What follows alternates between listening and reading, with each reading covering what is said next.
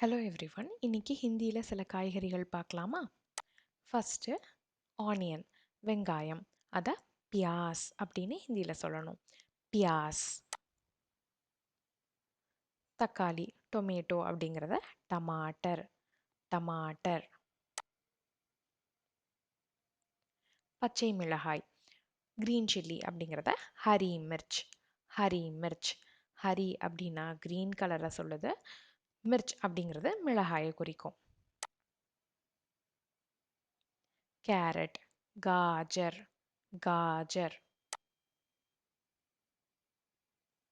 உருளைக்கிழங்கு, ஆளு, ஆளு.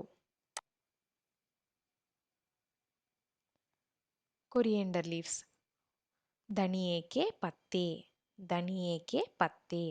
சில இடத்துல வந்து கொத்தமல்லிக்கு பதிலாக தனியா அப்படின்னும் சொல்லுவாங்க. ஸோ வித கொத்தமல்லி அப்படிங்கிறதுக்கு பதிலாக தனியானும் சொல்லுவாங்க. ஸோ தனியா அப்படிங்கிறத இங்கே தனியே. பத்தே அப்படிங்கிறது என்ன அப்படின்னா இலைகள். ஸோ தனியே கே பத்தே, கொத்தமல்லியோட இலைகள் அப்படிங்கிறனால தனியே கே பத்தே.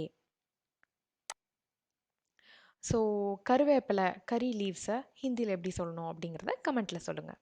தேங்க்யூ.